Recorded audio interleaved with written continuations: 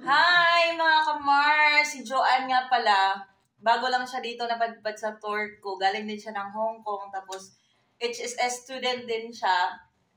So ngayon tatanungin ko si Joanne kung kumusta yung buhay niya dito. Diba? Para makimarites naman tayo. Sige.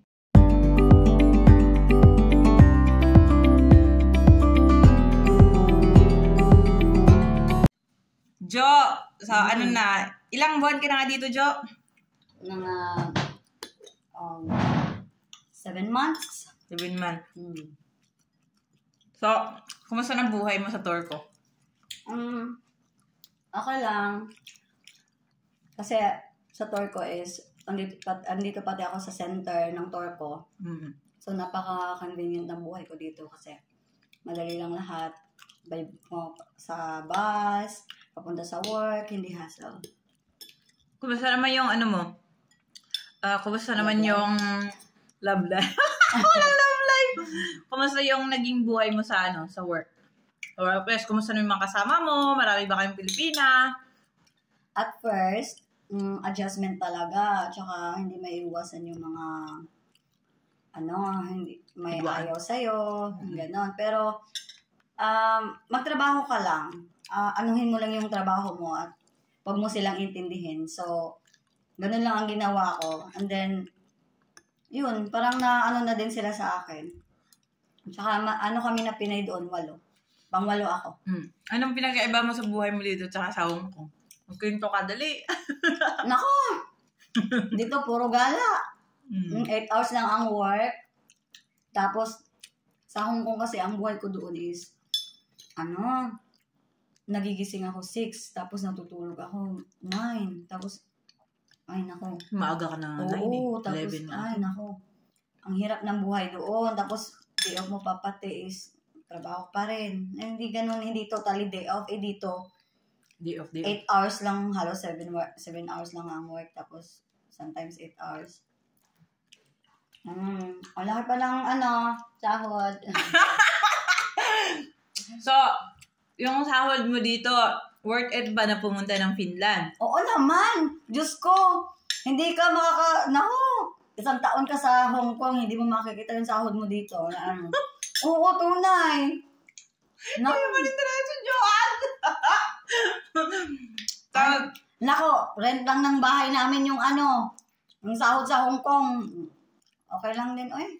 Diba, grabe na recruiter to. Gusto niya, gusto niya nang lipat na kayo agad pumunta Finland bukas. Pumunta na kayo dito sa Finland.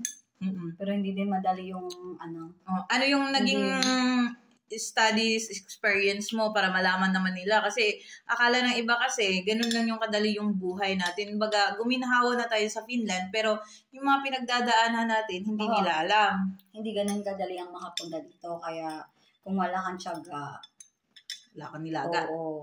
Kailangan mong pagtiyagaan lahat at saka hindi lahat makukuha sa madaling paraan. Kailangan mo siyang paghirapan bago ka makapunta dito. Ilang buwan kayo, ha? Ay, di ba, Jo?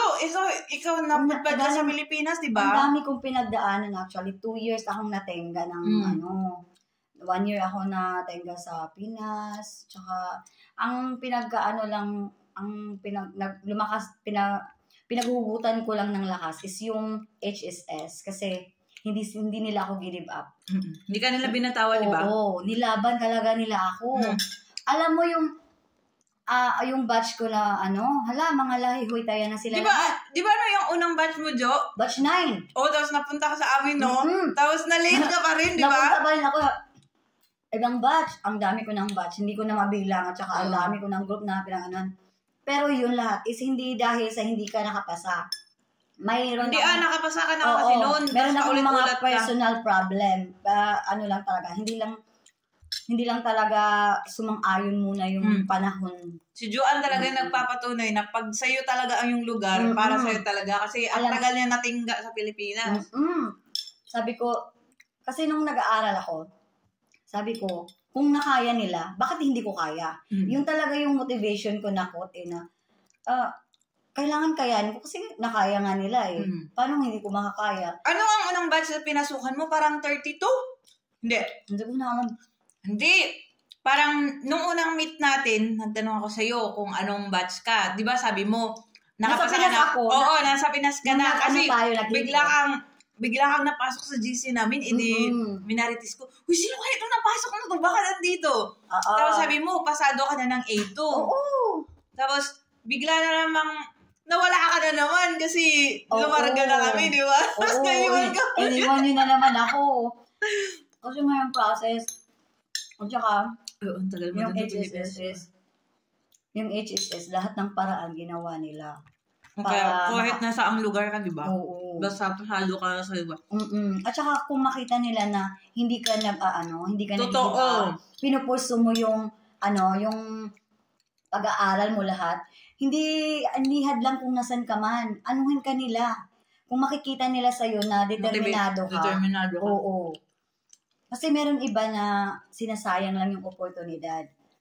Andiyan na lang sila sa pero wala. Kasi sila, siguro nakita nila na desidido ako ba? Desidido ka. Siyempre, nakatira mo sa Pilipinas, nag-online ka pa eh. Kaya nga. Wala ka pa internet, di ba, Jo? Pakiswap ganito. Nako. But at least, 9 doon na Pilipinas, kaya mo. Sa Hong Kong kami, hindi namin kaya, di ba? Ang dami mo na ang batch na nasalihan, Jo. Oo. Dala mo na. Nung napunta ka dito, anong batch na? 40... Batch na nila? Batch 44? Hindi. Hindi ko alam kung anong 40. Batch nila. Kasi yung batch nila is mga iwan-iwan. So, din sila. Isa din sila lahat. Oo. Yung mga naiwan. Kasi yung kabatch ko na lumarga nung anong buwan ba yun? Punta dito? August din. 3 batch kasi ang pumunta dito nung August last year. Naiwan ako kasi nga hindi na-release yung OAC ko. Hindi pa rin ako 5 days ata yung late ko. Basta ganun, days lang ang late ko. Ayaw nila kasi nga marami na din akong na-miss. Yung DBB, yung mga ganun, NJEC, yung mga ganun. So, in-insert na naman ako sa ibang ESPO dapat ako. Oo. Na-late ako nun. So, dito ako na sa tour ko. Iniba na naman yung ko. Alam niyo ba si Joanne napunta yan ng Rubanime? Nakakita na yan ng Aurora kasi sa amin. Kimi Yarve. Kasi unang dating niya dito, wala kang trabaho, di ba, Jo? Ilang buwan siyang walang trabaho dito. 2 months ako walang trabaho. 2 months siyang walang trabaho kasi grinab niya na kasi may ticket na siya. Tapos walang offer yung HSS na mapapasukan niya kasi malayo pa yung parang endorsement niya. Kaya wala pa akong placement. Wala pa siyang placement. Alam mo, ang hirap ng pinag-aadaanan kaya ni Joanne. Kaya, alam mo kung hindi matibay yung loob mo, wala. Wag kang pumasok. Wag mong pasukin. Masisirang buhay mo. Oo. Alam mo nga, hanggang ngayon, pag ko yun, nakikirit away pa rin kaya ako sa, alam mo yung kung hindi ko yun kinaya lahat, kung hindi mo lahat na... Siyempre, 2 months naandun ka doon sa Rubanime, di ba? Naghintay lang ako ng basta andun pa rin sila. Kumontak pa rin sila sa'yo. Huwag kang mawala ng pag-asa. Oo. Grabe din ang HSS makatulong. Kaya kung ano mang babayad natin sa HSS, parang utang na loob na lang din natin yun. Kasi para din sa akin na naghihirap man tayo sa Hong Kong, pero pinapahalagahan pa din nila tayo kahit saan tayo mapunta. Ang kaya? Hindi ko na, alam mo yung pagdating ko dito? Buti na lang, alam mo ba kung ilang tao ang inutangan ko? Dami. Ang dami! Isa ka na doon. Hala, babe. 16 or 20 at least may mga kaibigan ka pa rin. Hindi ka pala pinabayaan ni Lord. Oo, alam mo yung pag nang wala akong ako, pakamala na lang mukha. Nagme-message ako, sawa naman ng Diyos. Naman, napapahiram naman. Alam mo yung, thank you talaga, Lord. Kasi, hindi ka pinabayaan ni Lord. Alam mo yung bawat kailangan ko, inaano niya, ang lakas talaga ng kapit ko kay Lord. Hindi, ang lakas talaga ng loob mo. Hindi na ang kapit. Ang loob mo. Kaya sabi ko, favorite talaga ako. Sa Pilipinas pa yun. Nako, sa Pilipinas pa lang, yung OEC pa lang, ang pinagdaanan ko na grabe. Halos maiyak-iyak na oras doon ako tumira sa yung ano mo yung... Sa Manila ka, di ba? Oo, yung pag kumuha ka ng na OEC, doon ako tumira sa office nila. Kasi ang tagal, pinababalik-balik ka pa. Bakit ka doon ako kumuha, Jo? Pwede namang doon ka sa Mindanao kumuha. Doon nga ako sa Mindanao. Ay, oo. Nag-process. Oo, kasi ang is habang pinaprocess ko, andun pa rin ako sa pamilya. Kasi syempre hindi... Tapos nakwento mo pa yung paglipad mo sa aeroplano, yung parang on the spot ticket mo. Yung napunta ka na Manila. Sabi ko sa'yo na, oh grabe, agad-agad lipad ka na. Ano yun? Sa BFS yun. Kaya nga, sabi ko, ala, Diyos ko, no. Grabe yung ticket ko nun. Alam mo ba? Yung ticket ko na yun. May appointment ako. Ngayon ko na-receive yung email na appointment ko tomorrow. The next day pa. Wala pa akong ticket. Tsaka, Mindanao to, alam. Manila. Gabi. 6,000 B ang papunta lang doon. Hala, tapos wala din akong pambayad. Wala din akong pambayad sa BFS kasi may bayad doon na around 5,000. Yun ang nakilala may pagbalasan daw. Wala din, as in, alam mo yung malakas lang yung loob ko, pero wala akong pera na hawak. Oo. Ganun lang yung ko. Ganun yung buhay mo. Oo, alam mo yung, pero sa ako ng Diyos, alam mo kapag kailangan, alam mo yung sitwasyon, kasi hindi ko siya pinrepair yung mga pera-pera muna. Ang sinigurado ko. Yun na ang sinasabi ko sa mga students, sa totoo lang, sinasabi ko sa kanila, alam nyo, sa kanyo na isipin yung pera pag nakapasok na kayo. Kasi kung iisipin nyo yung pera ngayon, masistress na kayo. Hindi nyo pa rin magagamit yan kung hindi nyo sinusure na mapupunta kayo dito. Kaya siguraduhin nyo, yung slot nyo, yung nyo, yung studies yung i-maintain nyo na makapunta talaga kayo dito. Kasi alin mo yung may pera ka, wala namang, baga useless yung pera mo, may pera ka, may ang gastos ka, hindi ka naman nakapasa, di ba? Ang dami talagang tumulong sa akin nung na yun. Kaya hindi ka masamang tao. Yun lang yun. Sabi ko, alam mo ba yung lista ko, be? Buwan-buwan, binabayaran ko. Sabi ko, ito, wala na. Ang haba. Ang haba ng lista, mga 20 plus. At least nakabayad ka na. Kamubuon na. 20 plus ata na taong pinag-utangan ko. Nakakaya naman. Pero, kasi nahiya kung magbabayad ko lang naman. Oo. Ngayon ako. Basta, importante na punta ka dito. Oo. Kumusta naman yung rent sa bahay? Magkano rent ang bahay, no? 490 euro. O, 3 kayo? Hindi. Each. Ay, each pala. Kasi malaki yung bahay. Malaki yung bahay nila. 1,470 yung whole na bahay namin. Tapos pag napunta ka sa work, nagbabas ka. Magkano bus mo? Monthly, 38. Mura sa inyo, be.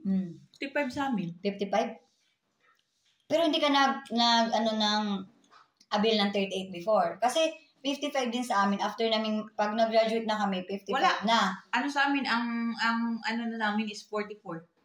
Mas mahal yung payday namin. Mas mura sa Turco. Totoo lang. Sa amin, mas mahal yung bus. Sa amin kasi is, pag student, student pa kasi ako ngayon. Student nga din kami noon, kaya lang 44 kami. So, after yung pag na-expire na yung pagka-student namin. Graduate na kayo? 55 na siya. Graduation nyo nasa? March, kung makagraduate. Alam! 7. So, 1 year plus din pala, no? Ngayon, 2 years na sila, be. Ang bagong pumasok, be. 2 years na silang mag-studies. Hindi tulad sa atin na 1.5 lang. Ganun? Sila, yung bago napadpad sa amin sa Kopyo, 2 taon na sila. Exactly. Hindi na 1.5. So, ilan kayong Pinay sa Kopyo? 4 doon sa Kote namin. Marami ng Pinay doon. Pero, sa Kote nyo lang, 4? Kami na Pinay doon. Yung bago nga, hindi na sila 1 year and a half, 2 years na. Tapos, ngayon, sa Hong Kong, grabe na yung pinagdadaanan nila, Diyos ko. Oo.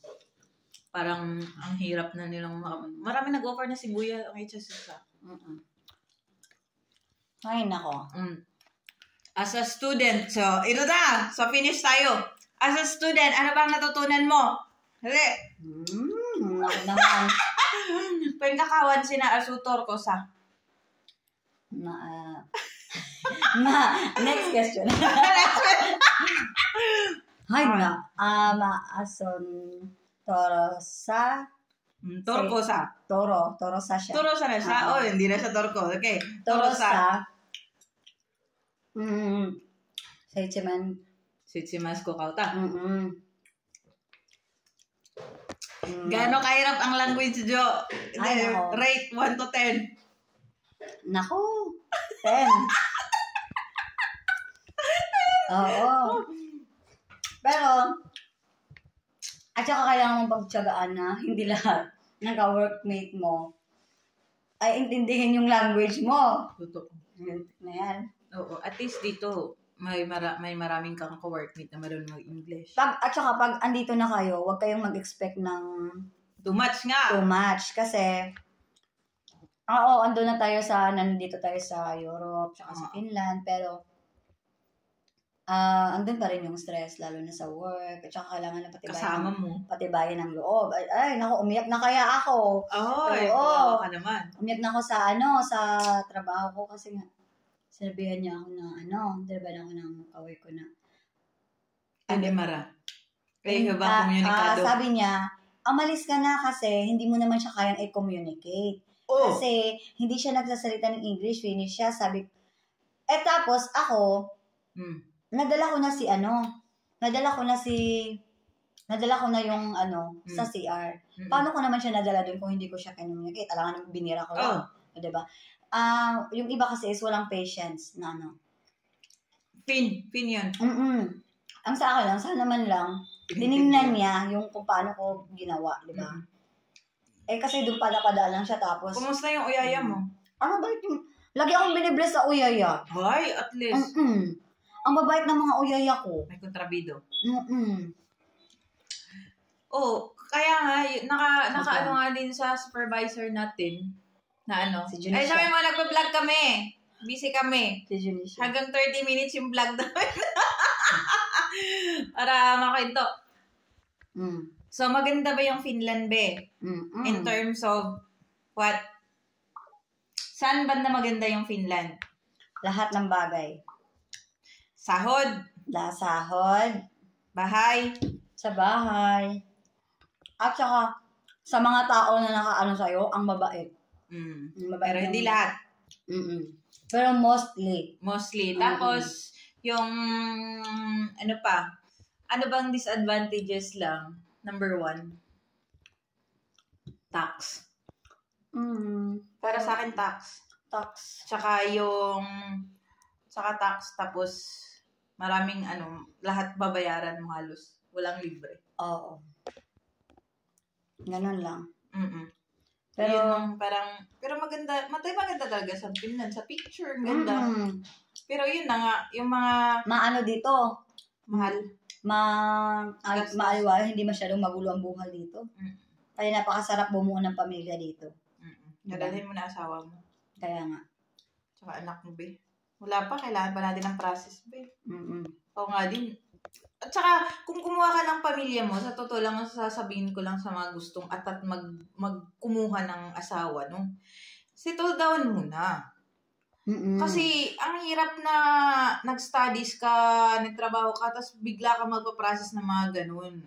Parang para sa akin, gusto ko munang maliwalas yung utak ko, tapos kunan ko. Kasi pagdating dito kasi ng asawa mo, dakilang tambay yan eh. Kasi walang language. So, yun ang lagi kong ina-advise. Kasi yung iba kasi, attached sila na kunin yung pamilya nila. Kaya nga. Hindi naman kasi ganun kadali na makukuha mo. Kailangan mo din babayaran dun sa Pilipinas. Tapos dito. Andun na tayo sa pwede talaga sila makuha. Pero, huwag atat. Hinahinay lang. Saka kailangan kasi lahat dito hindi naman yan Manila lang na. Kaya nga. Diyos ko, meron ka babayarin. Ticket lang ang kailangan.